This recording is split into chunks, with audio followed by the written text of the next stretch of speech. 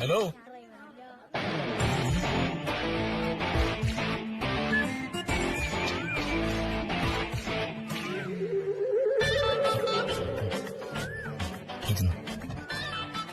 നല്ല കണി.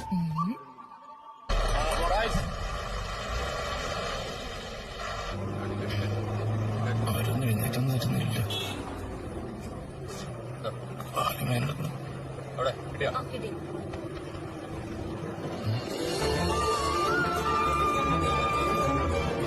എന്താ ചേട്ടാ, കാല് വയ്യാത്തല്ലേ, ഇവിടെ ഇരുന്നു. എനിക്ക് ആരുടെ ധൈര്യം വേണ്ട. അവളുടെ ഒരു സിമ്പതി.